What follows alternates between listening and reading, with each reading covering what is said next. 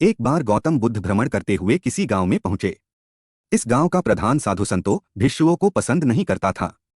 अगर कोई साधु संत या भिक्षु गांव में आ जाता तो वह उनका अपमान करके गांव से उनको निकाल देता था। जब उसे मालूम हुआ कि बुद्ध अपने शिष्यों के साथ गांव में आ रहे हैं तो उसने गांव के लोगों को संदेश दिया कि वे अपने घरों के दरवाजे बंद रखें और बुद्ध को भिक्षा न दें। गौतम बुद्ध को किसी ने पहले ही ग्राम प्रधान के स्वभाव से परिचित करा दिया था। गौतम बुद्ध गांव में आकर सबसे पहले ग्राम प्रधान के घर के आगे पहुंचे। गौतम बुद्ध ने भिक्षा मांगने के लिए आवाज लगाई। आवाज सुनकर ग्राम प्रधान गुस्से से भरकर घर से बाहर आया और बोला, तुम यहाँ से दफा हो जाओ, हमने क्या तुम्हारे लिए अनाज के गोदाम खोल रखे हैं जो चले आए यहाँ पर मुंह उठा के। ग्राम प्रधान ने गौतम बुद्ध और उनके शिष्यों को कई भद्दी गालियां भी दी। गौतम बुद्ध चुपचाप उसकी अपमानजनक बातें सुनते रहे।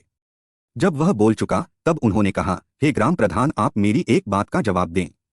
यदि आपके घर आकर कोई खाना खाने की मांग करे और आप उसके लिए खाने की थाली सजाकर लाएं, फिर वो खाने को अस्वीकार कर बिना कुछ खाए पिए चला जाए, तो आप उन खाद्य पदार्थों का क्या करेंगे? क्या आप वो खाद्य पदार्थ नष्ट कर देंगे? ग्राम प्रधान बोला, मैं उसे नष्ट नहीं करूंगा बल्कि वापस अपने घर में रख लूंगा। तब बुद्ध ने कहा, उस दशा में आपका सामान आपके पास ही रहा न।